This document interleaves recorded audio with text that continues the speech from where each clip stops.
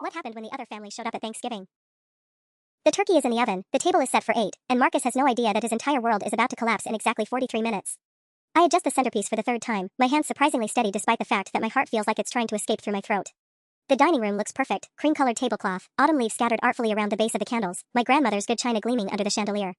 Everything Marcus would expect from our traditional Thanksgiving dinner.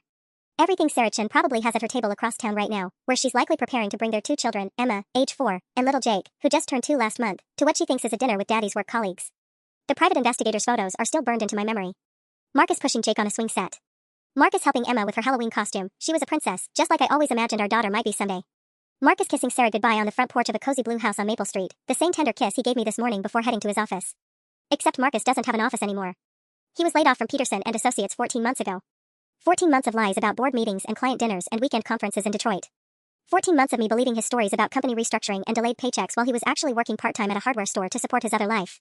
Smells incredible in here, Marcus says, appearing in the doorway with that boyish smile that made me fall in love with him 6 years ago at my cousin's wedding. He's wearing the burgundy sweater I bought him last Christmas, and for a split second, I almost lose my nerve. Almost. Thank you, I manage, smoothing down my black dress. Your colleagues should be here soon. You said 3:30, right? He nods, completely relaxed. Sarah's really excited to meet you. And the kids have been asking about Daddy's other house all week. He chuckles, and the sound makes my stomach turn. I told them you're an amazing cook. The audacity is breathtaking. He's been telling both families about each other, spinning some elaborate story about work relationships and family friends. In his mind, he's probably convinced himself this will all work out somehow.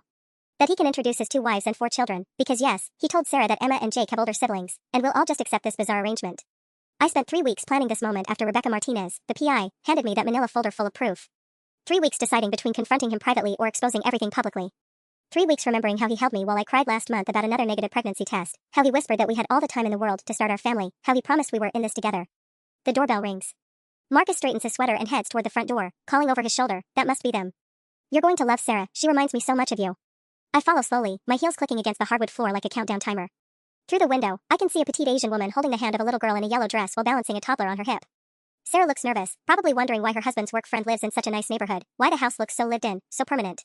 Marcus reaches for the door handle, still completely oblivious. This is it. The door swings open and I watch Marcus's face transform from confident host to confused stranger in the span of a heartbeat. Sarah? His voice cracks slightly. What are you? How did you? Marcus? Sarah's smile falters as she takes in his expression, then shifts to look past him into our foyer, with his jacket hanging on the hook next to mine, his running shoes kicked carelessly beside the antique bench my mother gave us as a wedding gift. I thought you said this was your colleague's house? The little girl, Emma, tugs on Sarah's coat. Daddy, you said we were having dinner with your friends from work. Is this where you work now? I step into view behind Marcus, and Sarah's confusion deepens. She's prettier than the surveillance photos suggested, with kind eyes and laugh lines that suggest she smiles often. Was smiling often, anyway. The toddler on her hip, Jake, reaches immediately for Marcus with chubby arms, babbling Dada. Dada. Marcus, I say quietly, my voice carrying just enough warmth to sound natural, aren't you going to introduce us? He's frozen, his hands still gripping the door frame. I can practically see the gears turning in his head, trying to calculate some impossible equation that will make this situation add up to anything other than complete disaster. Sarah's looking between us now, her maternal instincts clearly picking up on the tension. I'm sorry, I think there might be some confusion. Marcus told me we were invited to dinner by his work colleague, but... She trails off, her gaze landing on the framed wedding photo visible on the hallway table. The photo of Marcus and me kissing under the arbor at Riverside Gardens, both of us laughing and completely, blissfully unaware that our marriage would turn out to be a lie. Mommy, Emma says, her 4-year-old voice cutting through the adult confusion with startling clarity, why does Daddy's friend have pictures of Daddy in her house? The question hangs in the air like smoke from a house fire. Marcus finally finds his voice.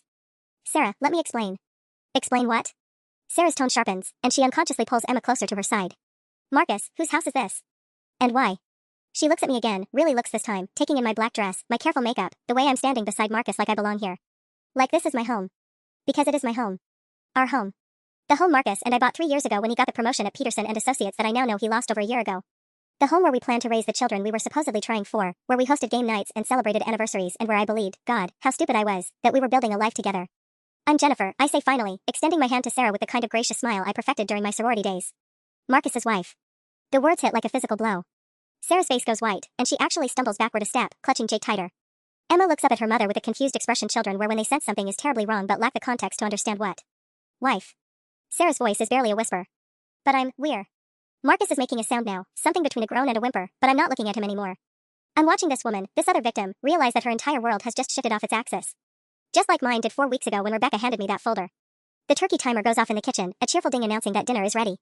The timer keeps dinging, an absurdly cheerful sound that punctuates the silence stretching between us.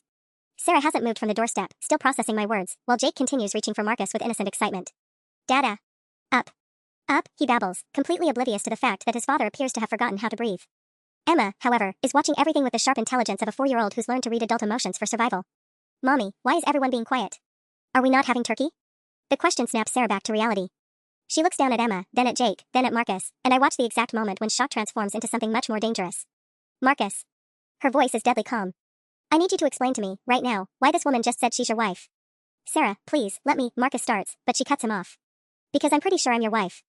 I have a marriage certificate from September 15th, 2018, hanging in our bedroom. The bedroom in the house where you sleep 4 nights a week and tell me you're traveling for work the other 3. Her voice is rising now, and Jake starts to whimper at the change in her tone.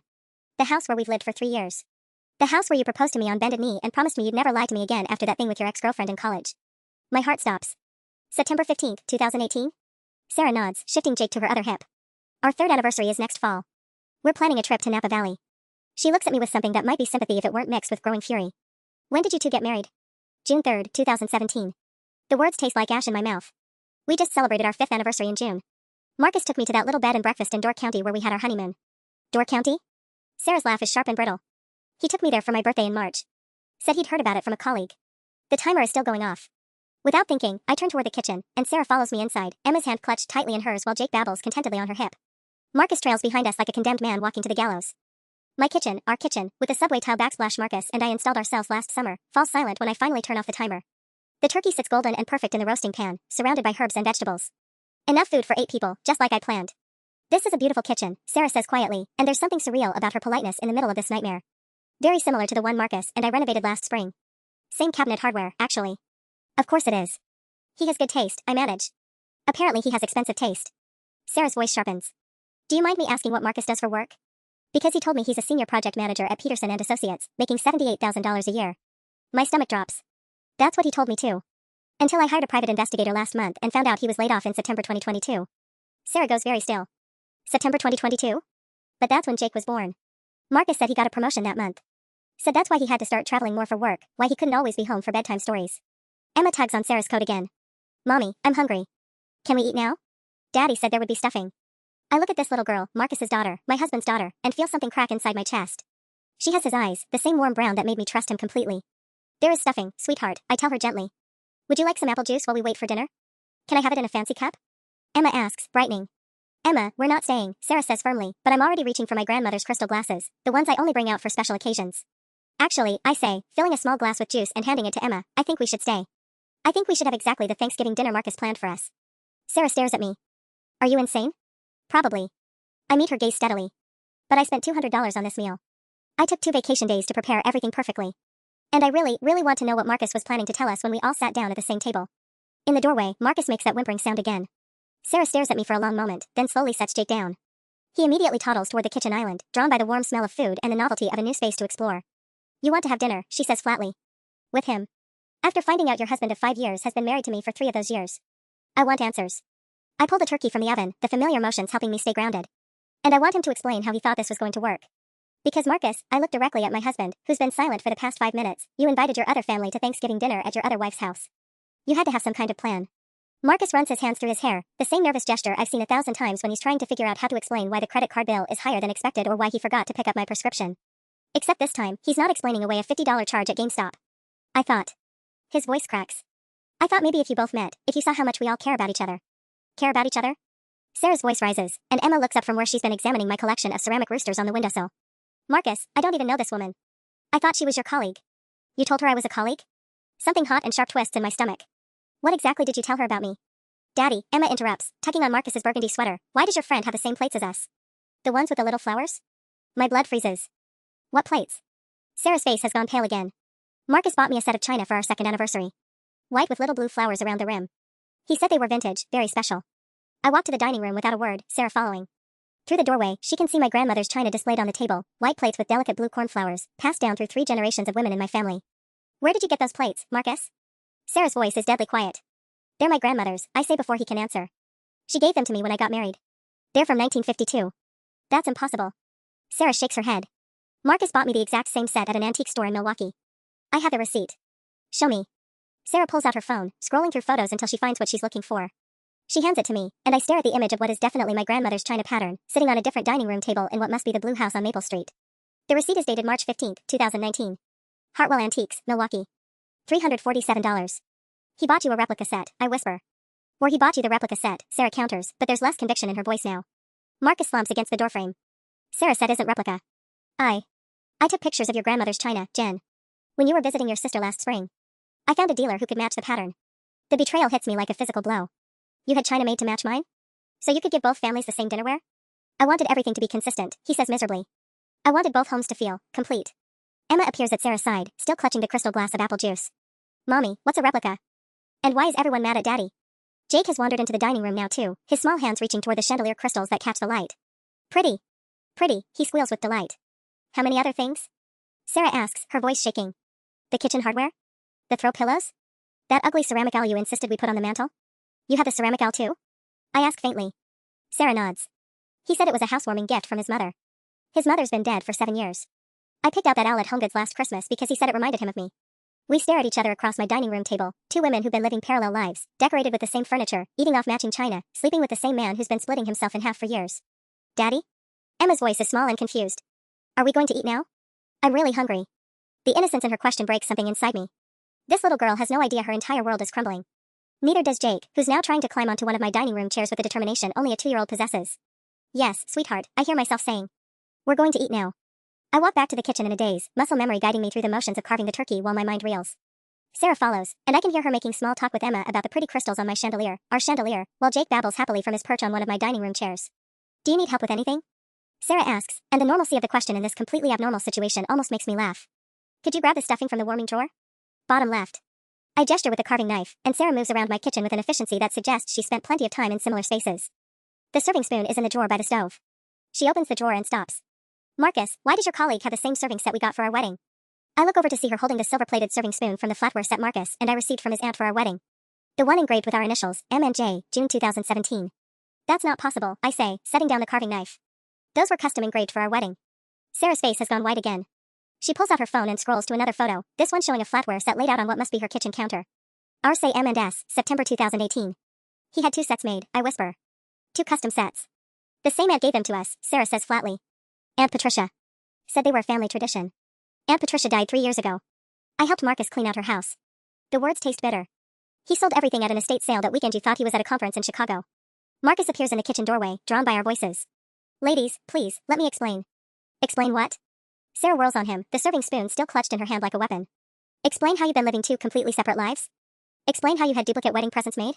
Or maybe you want to explain how you've been paying for 2 households on a hardware store salary? My stomach drops. What hardware store salary? Paulson's Hardware on 5th Street, Sarah says, not taking her eyes off Marcus. He works there Tuesday through Friday, $16 an hour. Has for the past 8 months, ever since the construction job ended. Construction job? I feel like I'm drowning. Marcus, you told me you were freelance consulting for Peterson's former clients. You said that's why the paychecks were irregular. I was consulting, he says weakly. Sort of. I helped Jim Paulson with his books sometimes, and... Daddy, Emma interrupts, appearing in the kitchen with Jake toddling behind her. Can we please eat now? Jake's trying to eat the flowers on the table. I look at these 2 children, Marcus's children, who call him daddy and trust him completely, and feel something harden in my chest. Of course, sweetheart. Let's get everyone seated. We move into the dining room like sleepwalkers, Sarah buckling Jake into the booster seat she apparently keeps in her car for occasions like this, Emma climbing into the chair next to mine and complimenting my fancy napkins. I serve plates mechanically, turkey, stuffing, green bean casserole, cranberry sauce, while Marcus sits at the head of the table looking like he's facing a firing squad. This is really good, Emma says politely after her first bite of stuffing. My mommy makes good stuffing too, but yours has more herbs. Thank you, sweetheart. What's your favorite part of Thanksgiving dinner? The wishbone. Daddy always lets me make a wish when we break it. Last year I wished for a puppy, and we got Biscuit in January. Sarah's fork pauses midway to her mouth.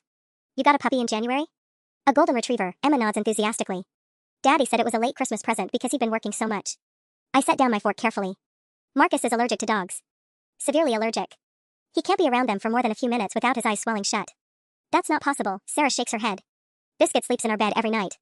Marcus gives him baths, takes him to the dog park. Show her the EpiPen, I challenge Marcus. The one you carry everywhere because of your dog allergy. The one you've had to use twice since I've known you. Marcus's face crumbles. I've been taking allergy medication.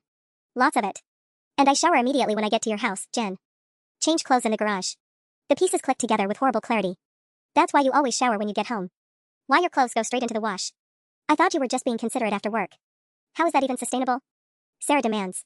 Marcus, you're risking anaphylaxis every single day for a dog? I couldn't tell Emma no, he whispers.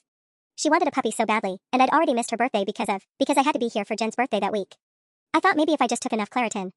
Emma has stopped eating, her 4-year-old intuition picking up on the adult panic around the table. Is Daddy sick? Is that why everyone's upset? Jake bangs his spoon on his high chair tray, oblivious to the tension, sending bits of cranberry sauce flying onto my grandmother's tablecloth.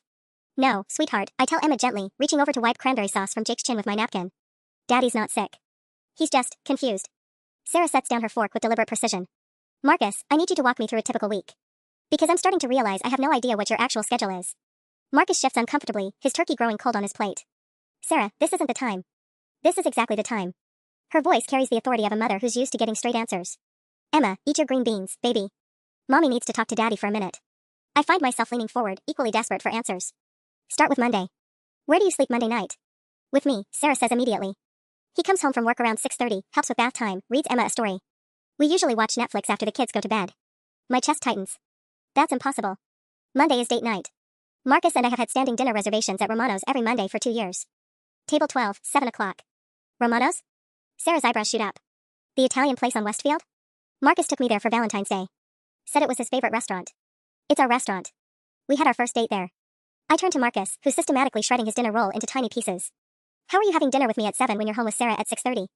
I told Sarah I had a weekly poker game, he mumbles. Said it started at 7:30 and usually ran until 11. Poker game? Sarah's voice rises. With who? You've never mentioned having friends who play poker. And I suppose you told me that Sarah's book club runs late on Mondays? I can feel my composure starting to crack. The one that conveniently ends just in time for you to get home by midnight? Emma drops her fork with a clatter. Mommy doesn't have a book club. Mommy watches her shows on Monday nights and eats ice cream after we go to bed. The silence that follows is deafening except for Jake's continued happy babbling as he finger paints with his mashed sweet potatoes. So what actually happens on Monday nights? Sarah asks, her voice deadly calm. Marcus looks like he might throw up. I have dinner with Jennifer until about 9, then I tell her I have early meetings on Tuesday so I need to get home and get some sleep. Then I drive to your house and tell you the poker game ended early because Jim's wife was sick. Jim who? There is no Jim, I say flatly. Just like there's no book club.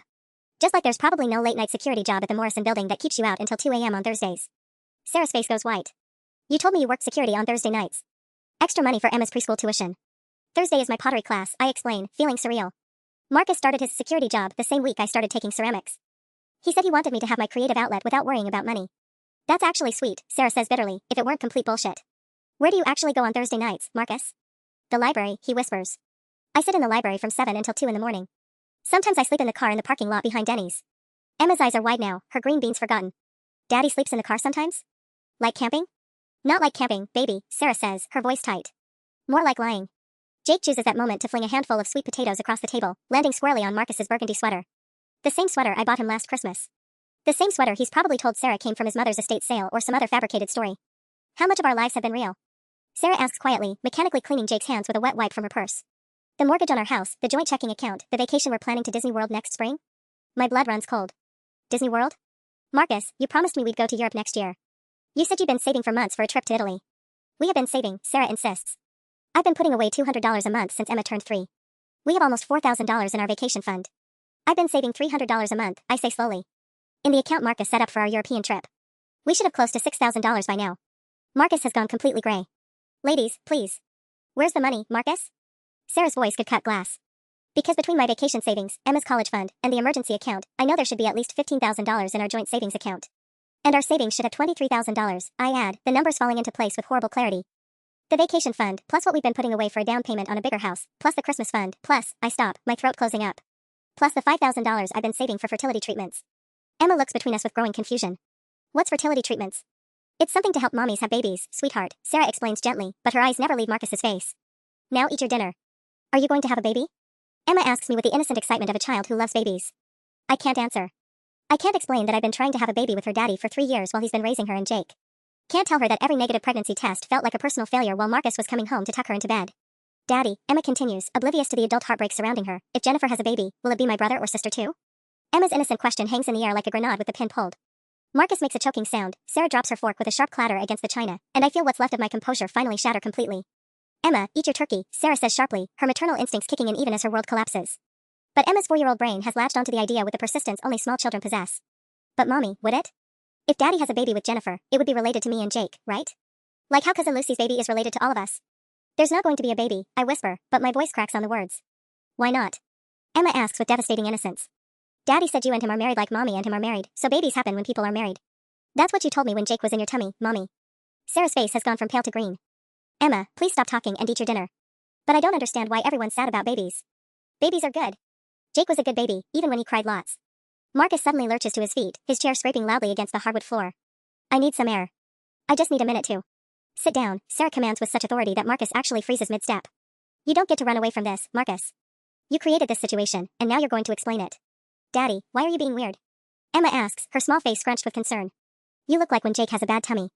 Jake, blissfully unaware of the emotional carnage around him, starts banging his spoon against his high chair tray in a rhythmic pattern that would be adorable under any other circumstances. Dada.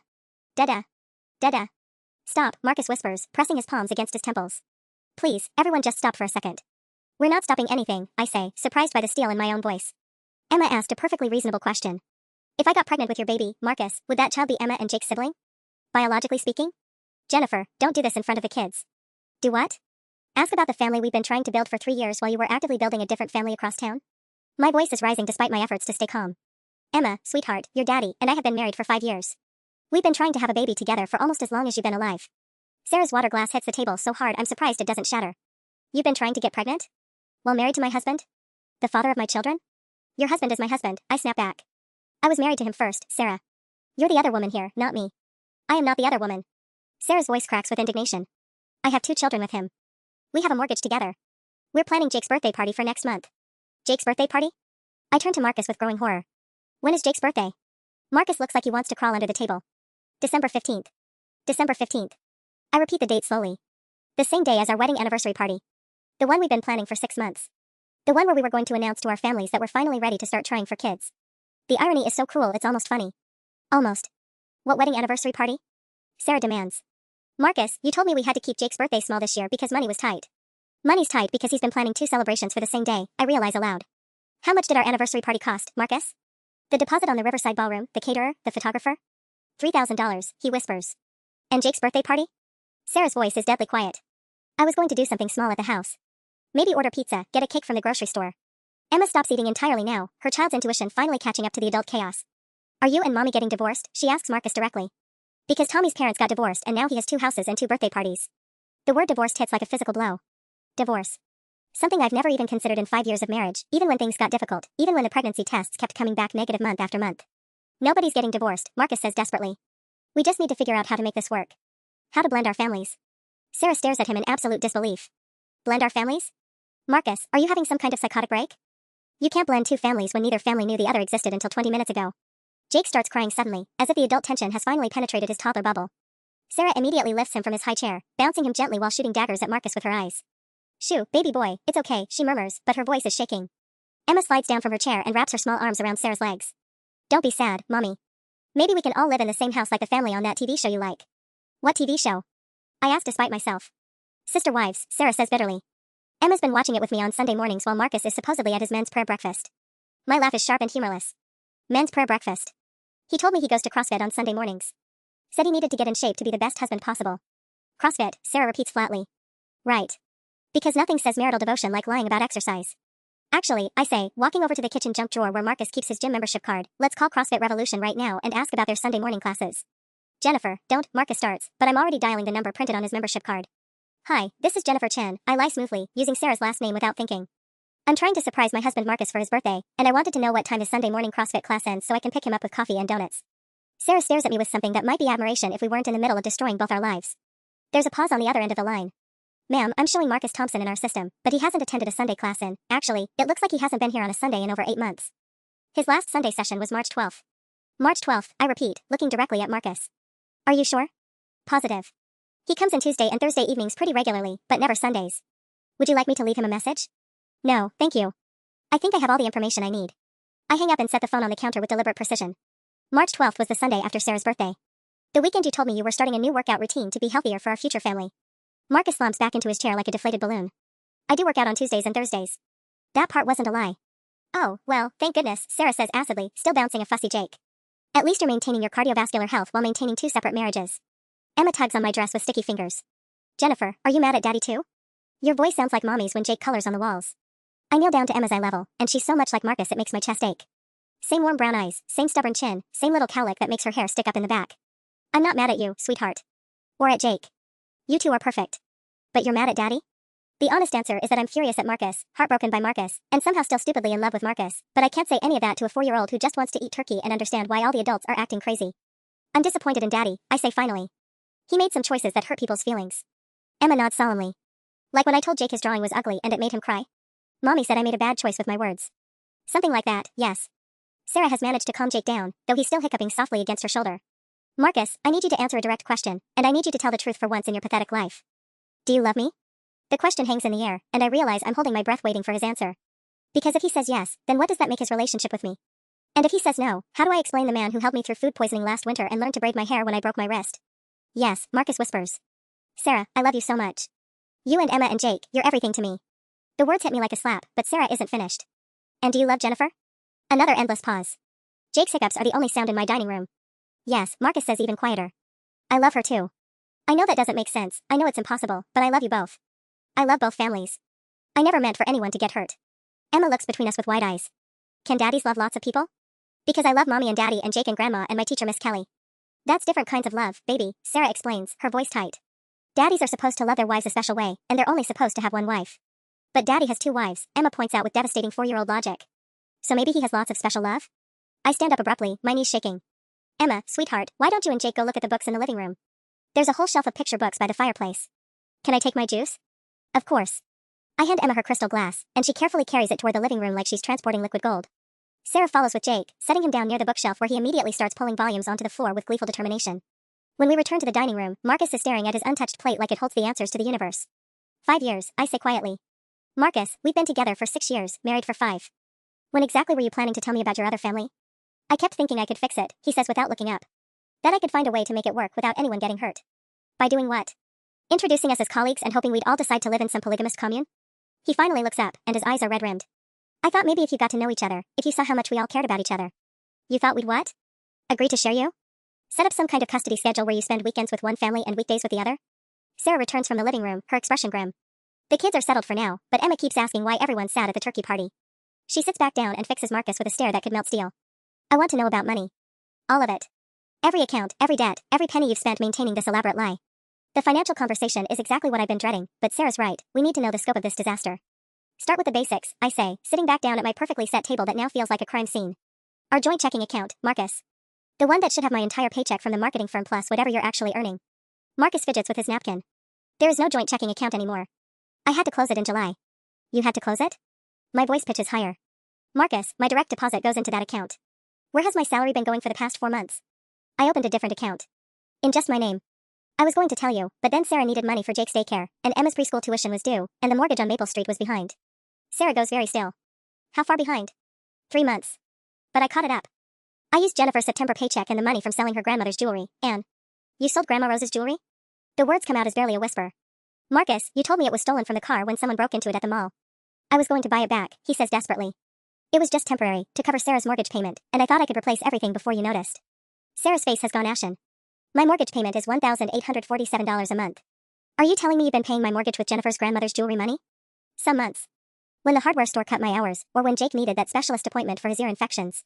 Marcus trails off, seeming to realize how pathetic he sounds. I feel physically sick. Grandma Rose's wedding ring. Her pearl necklace. The sapphire earrings she wore to my wedding. Each piece had been in my family for generations, irreplaceable not because of their monetary value but because of their history. How much did you get for them? $4,000. But Jennifer, I swear I was going to. $4,000 to pay another woman's mortgage with my family heirlooms. I laugh, but it sounds hysterical even to my own ears. What else, Marcus? What else have you sold or stolen or borrowed against? Sarah pulls out her phone. I'm checking our savings account right now. Her fingers fly across the screen, and I watch her face transform from worry to horror. There's $247 in our savings account. Marcus, there should be over $15,000. I can explain. There's a withdrawal from last week for $3,200, Sarah continues, her voice getting sharper. The same week you told me not to worry about Christmas shopping this year because you were getting a bonus from the hardware store. My stomach drops. $3,200. Marcus, that's the exact amount we spent on anniversary party deposits. You used Sarah's savings to pay for our party? It's not like that. Then what is it like? Sarah demands.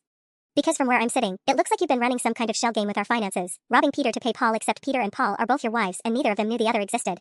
From the living room, we can hear Emma reading to Jake in her careful preschooler voice. The little bunny was lost in the big woods, but he knew his mama would find him because mamas always find their babies. The innocent words hit me like a physical blow. I pressed my hands against my stomach, where I'd imagined our baby growing for 3 years. Where I'd pictured a little girl who might look like Emma or a little boy with Jake's giggle. The fertility treatments, I say suddenly. Marcus, I've been putting money aside for fertility treatments. $5,000 that I've saved by bringing lunch to work every day and skipping girls' nights and buying generic groceries. My voice is shaking now. Where is that money? Marcus won't meet my eyes. Jennifer, please don't ask me that. Where is that money? Emma needed surgery last spring. Her tonsils. And it wasn't all covered by insurance, and Sarah was already stressed about the medical bills. You used our baby fund to pay for another woman's child's surgery? The words come out as a scream, and I hear Emma's reading voice pause in the living room. Sarah looks like she might throw up. Emma's surgery cost $3,800 after insurance. Marcus told me his aunt left him some money when she died. Aunt Patricia again, I say bitterly. The gift that keeps on giving. Except Aunt Patricia's been dead for 3 years, and the only money she left went to pay for this house that you'll probably never see again. Actually, Marcus says quietly, about this house. The tone in his voice makes my blood freeze. What about this house? I had to take out a second mortgage last year. When Sarah was on maternity leave with Jake and money was really tight. You took out a second mortgage on my house? Without telling me? To support your other family? Sarah stands up so quickly her chair falls backward. Stop calling us his other family. We're not his other anything. We were here first in his life, even if you were first on paper. What does that mean? It means Marcus and I were together for 2 years before he ever met you, Sarah snaps. We were living together, planning a future together. Then he got that job at Peterson and Associates and had to relocate here for work, and suddenly he was only visiting every few months and making excuses about work keeping him busy. My world tilts sideways. Marcus and I met at my cousin's wedding in 2017. He said he'd just moved here for work, that he was new in town and didn't know anyone. Because he was visiting me in Chicago every weekend for the first year you were dating, Sarah says, her voice cracking. He told me he was working on a big project that required weekend travel. I thought he was commuting back here for work. So when were you actually living in Chicago? I asked Marcus, though I'm not sure I want to know the answer. I never lived in Chicago, he admits. I got an apartment there when Sarah and I started getting serious.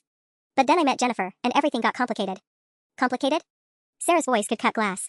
You met someone else and instead of breaking up with me like a normal person, you decided to marry her and keep me as your weekend girlfriend? It wasn't like that. Sarah, when you got pregnant with Emma, I couldn't just abandon you. And Jennifer and I were engaged, and I couldn't break her heart either. Emma appears in the dining room doorway, her small face worried. Mommy? Why is everyone yelling? Jake's getting scared. Sarah immediately switches into mother mode, her voice becoming gentle despite the tears streaming down her face. Come here, baby. Mommy's just having a grown-up conversation with Daddy. Emma runs to Sarah, who lifts her onto her lap despite Emma being almost too big for it. Are we going home soon? Jake pooped his diaper and I don't know where the changing stuff is. I have diapers upstairs, I hear myself saying. Size 2T, right? Sarah stares at me. How do you know Jake's diaper size? Because Marcus keeps emergency diapers here. In the guest bedroom closet. He told me they were for when his coworkers' kids visit. I laugh bitterly. Except now I realize his coworkers' kids are actually his kids. Emma looks between us with growing understanding that's heartbreaking in a 4-year-old. Daddy, do you live here too? In this house with Jennifer? The question hangs in the air like smoke. Marcus looks at his daughter who doesn't understand that her father has been living a double life since before she was born, and I watch the last of his composure finally crumble. Yes, baby, he whispers. Daddy lives here too. Emma processes this information with a matter-of-fact acceptance only children possess. So you live in 2 houses? Like when Mommy and Daddy got divorced and now I have 2 bedrooms? Emma, Mommy, and Daddy aren't divorced, Sarah says quickly, but her voice wavers with uncertainty. Then why does Daddy live with Jennifer too? Emma's logic is relentless. And why do you both have the same plates and the same husband? Before anyone can answer, Jake's wailing from the living room reaches crisis levels. Sarah stands with Emma still in her arms. I need to change him. Where are those diapers? Upstairs, guest room closet, top shelf, I say automatically, then catch myself. Actually, let me get them. You don't need to. I can find a bathroom myself, Sarah cuts me off. Come on, Emma. Let's take care of your brother. As their footsteps fade upstairs, I'm left alone with Marcus for the first time since this nightmare began. He's staring at the congealing gravy on his plate like it might offer him absolution. 6 years, I say quietly. You've been with Sarah for 8 years total, married to her for 3 of the 5 years you've been married to me. Jennifer, I never meant for it to go this far. How far did you mean for it to go? I interrupt. When exactly was the expiration date on this elaborate charade? When I got pregnant? When Emma started school? When you turned 40 and decided you were too old for this shit? Marcus flinches. I kept thinking one of the relationships would end naturally. That you'd get tired of my travel schedule, or Sarah would meet someone else. You were waiting for one of us to break up with you so you wouldn't have to choose. The realization hits me like a slap. You're such a coward you were hoping we'd solve your problem for you. That's not. It's exactly that. I stand up and start aggressively clearing plates, needing something to do with my hands before I throw something. Instead of being a man and making a choice, you decided to string both of us along indefinitely while secretly hoping one of us would just disappear. The sound of Sarah's voice drifts down from upstairs, talking softly to Jake while she changes him. I catch fragments, just visiting some friends, baby boy, we'll go home soon. Mommy's here. She seems like a good mother, I say, not sure why I'm making small talk about my husband's other wife. She is. She's incredible with the kids. Patient and funny and... Marcus trails off, perhaps realizing that praising Sarah's maternal qualities to his other wife isn't his brightest move. And I'm not? The question slips out before I can stop it. You would be too, Marcus says quickly. Jennifer, you're going to be an amazing mother someday. The way you were with Emma downstairs, how gentle you were. Don't. I slammed the gravy boat down harder than necessary. Do not talk to me about being a mother. Do you have any idea what you've done? I've been tracking my ovulation for 3 years, taking prenatal vitamins, doing everything right, wondering if something was wrong with me because I couldn't get pregnant. Marcus goes pale. Jennifer. Meanwhile, you were going home to 2 kids who already call you daddy. Get you tucked into bed while I was here Googling fertility specialists and wondering if I was too old to start a family. My voice cracks. I felt like such a failure, Marcus. Month after month of negative tests while you were reading bedtime stories to children I didn't even know existed. From upstairs comes the sound of Jake giggling as Sarah presumably makes silly faces while getting him dressed. The sound of a happy family that I'll never have. The vasectomy, I whisper as the final piece clicks into place. Marcus freezes. What? You had a vasectomy. I turn to face him fully. That's why I couldn't get pregnant. That's why 3 years of trying never led anywhere. Jennifer, I can explain. When? My voice is deadly calm. When did you have it done? Marcus's silence is all the answer I need, but I press anyway. Before we got married? After Emma was born? When, Marcus? After Jake, he whispers. Sarah had a difficult pregnancy, and we agreed we were done having kids. But I never told you because I knew how much you wanted children, and I kept thinking maybe I could get it reversed. The betrayal is so complete, so devastating, that I actually laugh. You let me blame myself for 3 years.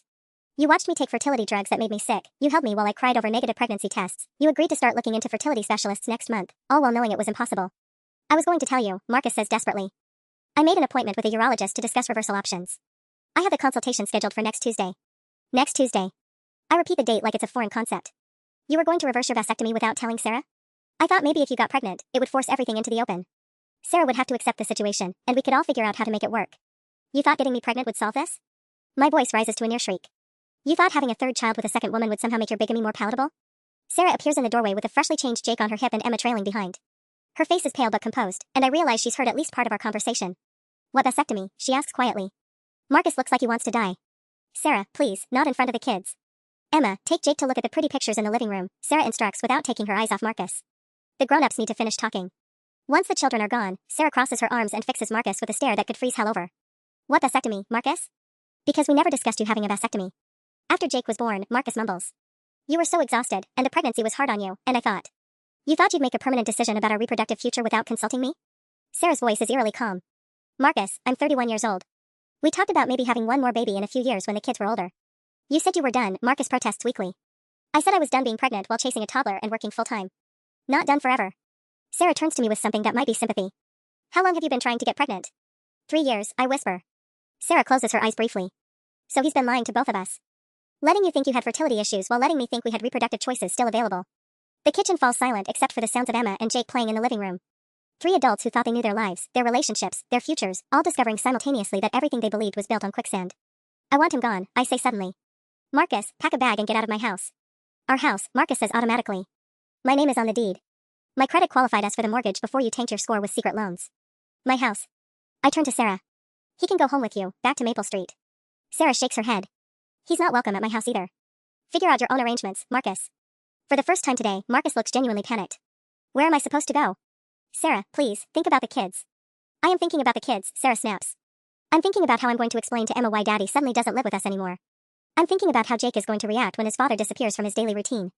I'm thinking about the therapy bills and the trust issues and the years of damage you've done to 2 innocent children who love you. Emma's voice calls from the living room, Mommy.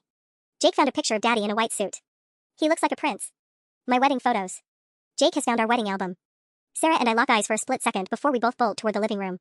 We find Jake sitting on the floor with my wedding album spread open in his lap, his chubby fingers pointing at a photo of Marcus and me cutting our cake while our families cheer in the background. Dada. Dada. Jake squeals happily, smacking his palm against Marcus's face in the photo. Emma leans over her brother's shoulder, studying the image with the focused intensity only a 4-year-old can muster. Mommy, why is Daddy wearing the same white suit from your wedding pictures? Sarah's face goes white. What do you mean, baby? The same suit, the same flowers, the same. Emma flips the page and stops dead when she sees a photo of Marcus and me dancing, my white dress flowing around us as he spins me under twinkling lights. Mommy, is Jennifer wearing a wedding dress? The question hangs in the air like a toxic cloud. Sarah slowly kneels beside Jake, her hands shaking as she turns the pages of my album. Photo after photo of our perfect day, Marcus straightening his tie in the mirror, me walking down the aisle in my grandmother's pearls, our first dance to At Last by Etta James. June 3, 2017, Sarah reads from the caption under our ceremony photo. Her voice is barely a whisper. You got married on June 3. Sarah, Marcus starts, but she cuts him off with a look that could kill. Our anniversary is September 15, 2018. She turns another page, revealing photos of our reception, Marcus's college friends, my work colleagues, and Patricia beaming from the front row. 15 months after this. Marcus, you married me 15 months after you were already married. Emma looks confused. Can people get married twice? Like having two birthday parties? No, sweetheart, I say gently, though my voice is shaking. People can only be married to one person at a time. Then why did Daddy marry you both? Emma asks with devastating logic. Sarah snaps the album shut so hard Jake startles and begins to whimper. Because Daddy made illegal choices. Very bad illegal choices. Bigamy, I say the word aloud for the first time. Marcus, you committed bigamy. You married Sarah while you were already legally married to me. Marcus sinks onto my couch like his legs have given out. Sarah, your marriage certificate is real. I made sure everything was legal. How can it be legal if you were already married? Sarah demands, bouncing Jake automatically to soothe his fussing. Marcus, did you forge documents? Lie on the marriage license application? The silence stretches long enough that Emma starts fidgeting with the album pages again. Daddy? Why aren't you answering Mommy's questions? I listed myself as divorced on the application, Marcus finally admits. And I used my middle name instead of my first name. Marcus James Thompson instead of James Marcus Thompson. My blood runs cold. You committed identity fraud to marry another woman while married to me? It's not fraud, it's just. It's fraud, Sarah interrupts, her voice shaking with rage. And it means our marriage isn't legal. It means Emma and Jake are. She stops, glancing at Emma who's listening to every word. What about Emma and Jake? Emma asks, her voice small. I watch Sarah's face crumble as the full implications hit her. If their marriage isn't legal, then in the eyes of the law, Emma and Jake are illegitimate. No inheritance rights, no automatic custody protections, no legal connection to the father who's been raising them. Nothing changes for you babies, Sarah says quickly, pulling Emma against her side. You're still perfect, still loved, still Daddy's children no matter what. But Emma is 4, not stupid. Are you sad because me and Jake don't have the right kind of daddy? The question breaks something fundamental in my chest. I look at this little girl who's asking if she's worthy of legitimate love, and I want to murder Marcus with my bare hands. You have exactly the right kind of everything, I tell Emma fiercely. You and Jake are perfect exactly as you are. The grown-ups just need to figure out some complicated paperwork. Marcus's phone buzzes on the coffee table. He reaches for it automatically, then freezes when he sees the caller ID. It's David Paulson. From the hardware store. Your boss is calling on Thanksgiving? Sarah asks suspiciously. The phone continues buzzing. Marcus stares at it like it might explode, making no move to answer. Marcus, I say slowly, why is your boss calling you on Thanksgiving? I might have missed a few shifts this week. I was trying to get everything ready for today, making sure both dinners were planned perfectly. Sarah's eyes narrow. How many shifts did you miss? Just 2. Maybe 3. But I can explain to David on Monday. The phone stops ringing, then immediately starts again. The phone keeps ringing, and Marcus's face has gone from pale to gray. On the 4th ring, Emma reaches over and swipes to answer it before any of us can stop her. Hello. This is Emma, she chirps with the confidence only a 4-year-old possesses. We're having turkey at Daddy's other house. Emma, no. Sarah lunges for the phone, but Emma's already chattering away. Daddy's here but he's being sad because Mommy and Jennifer are both mad at him. What's fired mean? Sarah manages to wrestle the phone away, her face stricken. Hello? This is Sarah Chin. Yes, Marcus is. What do you mean terminated? I watch Sarah's expression shift from confusion to horror as she listens to whatever David Paulson is telling her. Marcus has buried his face in his hands, and Jake has started crying again, picking up on the adult panic filling my living room. I understand, Sarah says finally. No, he's dealing with a family emergency right now. I'll make sure he knows. She hangs up and turns to Marcus with barely contained fury. Fired. You were fired 3 days ago for missing 18 shifts in the past month. 18, Marcus. I can get another job, Marcus says desperately. Sarah, I'll find something better, something that pays more. With what references? I interrupt. Marcus, you've been fired from your only source of income. The income you were using to support 2 families. The financial implications start cascading through my mind like dominoes. The mortgage payments, Sarah's house, the kids' expenses. Emma tugs on Sarah's sleeve. Mommy, what does terminated mean? Like the robot movie? It means Daddy lost his job, baby, Sarah explains, her voice tight with control. Like when your favorite toy breaks and you can't play with it anymore. Can Daddy get a new job like I got a new teddy bear when Bobo got lost? The innocence of the question is heartbreaking against the backdrop of our financial catastrophe. I pull out my phone and start calculating numbers that make my stomach turn. Marcus, our mortgage payment is $2,347 a month, I say, my voice clinical.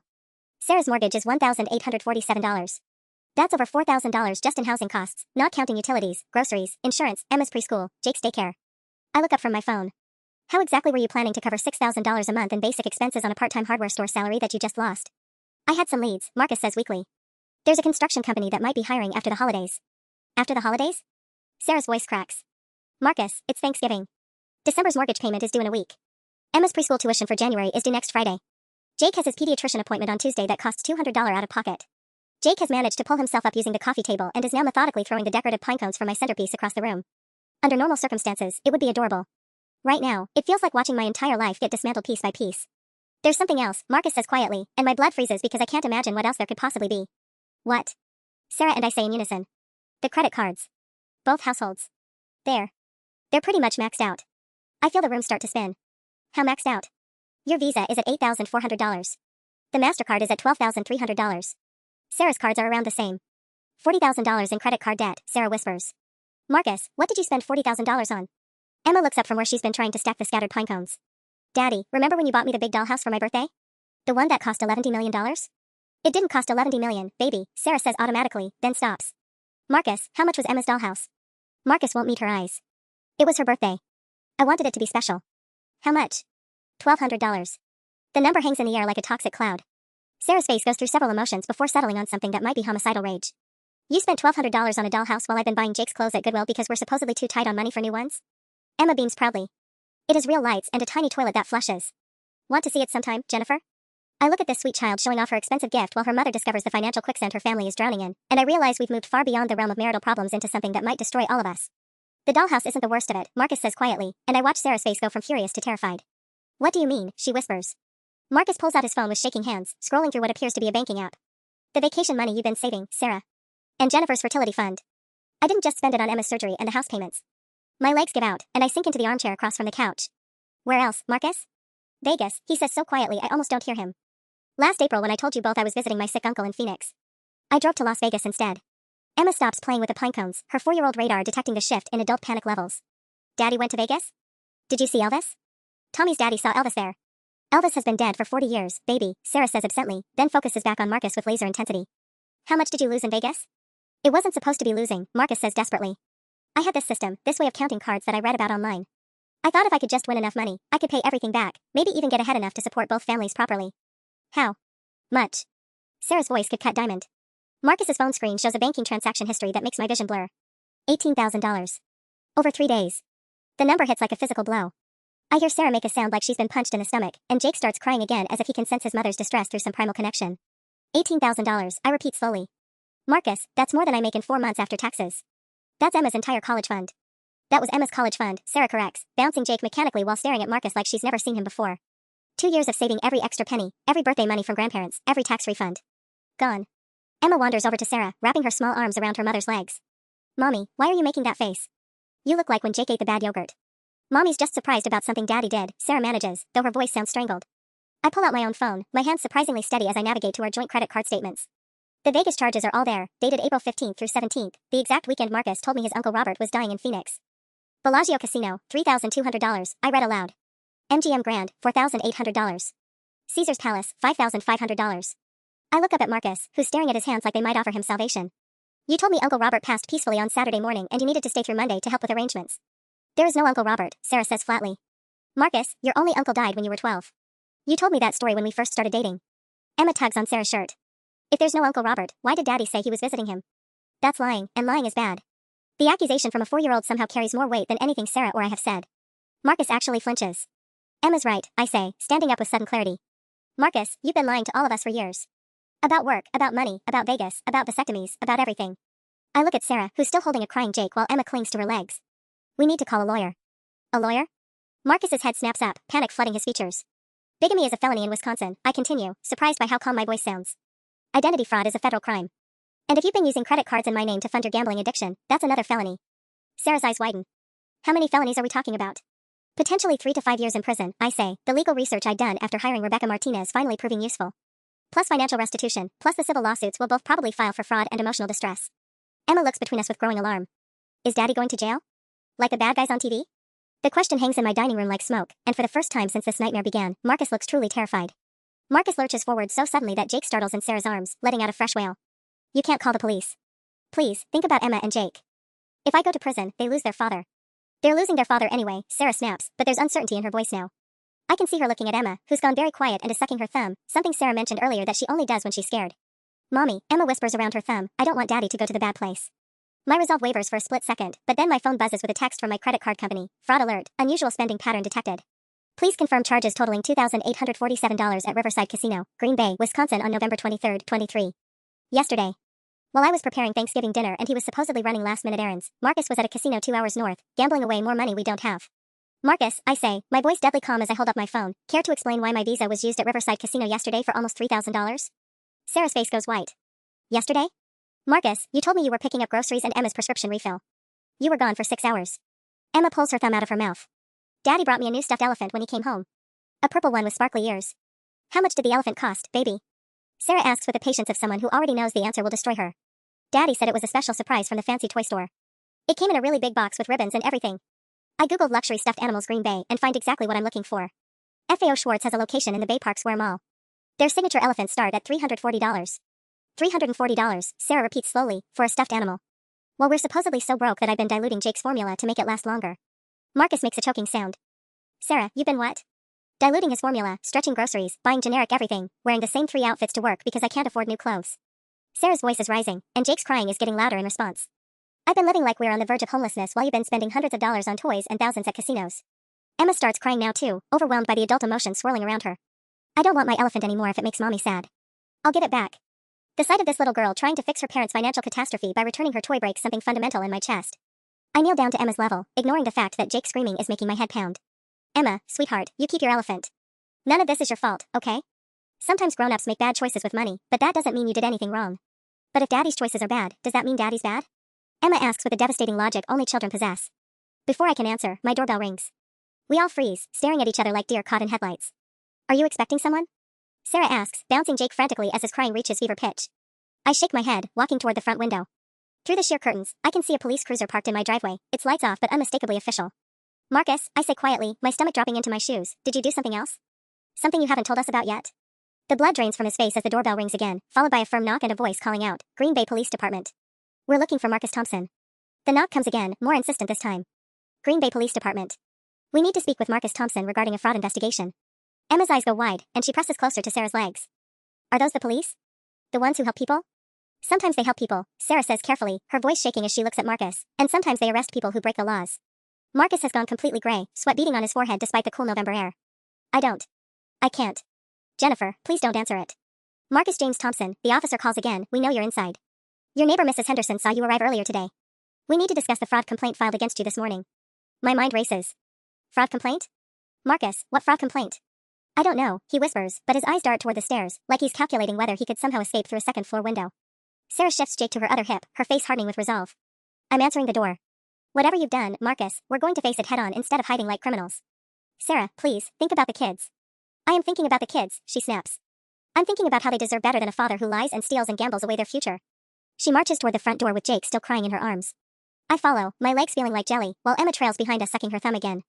Sarah opens the door to reveal 2 officers, a middle-aged woman with kind eyes and a younger man with a serious expression. Both had their hands resting casually on their belts, not threatening but clearly prepared for anything. I'm Officer Martinez, the woman says, glancing between Sarah and me with obvious confusion. We're looking for Marcus Thompson. Are you Mrs. Thompson? Which one? Sarah asks bitterly, then catches herself. I'm Sarah Chen.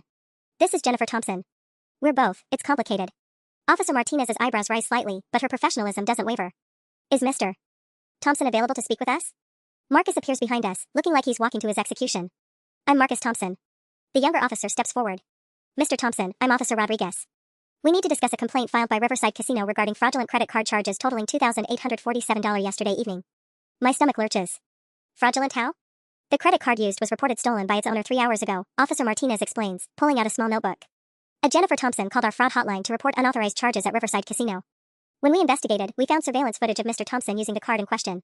I stare at Marcus in disbelief. You told them my card was stolen? I was going to pay it back before you noticed, Marcus says desperately. I had a system, I was sure I could win enough to cover everything. Sir, Officer Rodriguez interrupts, are you admitting to using Mrs. Thompson's credit card without her permission? Emma tugs on my dress, her voice small and scared. Jennifer, why are the police asking daddy questions? Did he do something really bad? The innocent question hangs in the air as both officers look down at Emma, then at Jake who's finally stopped crying and is staring at the strangers with wide eyes. How many children live in this household? Officer Martinez asks gently. The children don't live here, Sarah explains quickly. They live with me. Marcus he's been living in both houses. With both families. Officer Rodriguez's pen pauses over his notepad. Both families, ma'am? He married me in 2017, I say, my voice surprisingly steady. Then he married Sarah in 2018 under a false name. We both just found out about each other today. Jesus, Officer Martinez mutters under her breath, then looks up at Marcus with something between disbelief and disgust. Sir, are you telling me you've been committing bigamy for 5 years? Emma pulls her thumb out of her mouth. What's bigamy? It's when someone gets married twice, baby, Sarah explains, her voice breaking slightly. Which is against the law. But why is it against the law? Joey's parents got married twice, they had a big party and everything. That was probably a vow renewal ceremony, Officer Martinez says kindly. That's different. That's the same 2 people celebrating being married to each other. This is. She looks at Marcus with obvious distaste. This is one person being married to 2 different people at the same time. Marcus slumps against the doorframe. Officers, I know how this looks, but I love both families. I never meant for anyone to get hurt. Sir, Officer Rodriguez cuts him off. I need you to turn around and place your hands behind your back. You're under arrest for credit card fraud, identity theft, and bigamy. Emma starts crying again as Marcus is handcuffed on my front porch. Daddy. Daddy, don't go. Sarah kneels down with Jake still in her arms, pulling Emma close. Remember what we talked about, baby. Sometimes daddies make very bad choices, and when that happens, there are consequences. But I don't want daddy to have consequences. Emma sobs. I want him to come home and read me stories. As the officers lead Marcus to their patrol car, he turns back toward us, his face streaked with tears. Sarah, Jennifer, please, don't let this destroy everything. Find a way to make it work. The kids need stability, they need a father who doesn't lie to them, Sarah cuts him off. They need parents who don't model fraud and deception and betrayal. The police car doors slam shut, and we watch it drive away with Marcus in the back seat. Emma is still crying, Jake has started fussing again, and Sarah and I are left standing on my front porch staring at each other, two women who 20 minutes ago were strangers, now bound together by the wreckage of one man's selfish choices. So, Sarah says after a long moment, I guess we need to figure out what happens next. I look at Emma, who's still sobbing quietly, and Jake, who's reaching toward the street where his daddy just disappeared. Two innocent children whose lives have been shattered by their father's lies. Yeah, I agree quietly. I guess we do.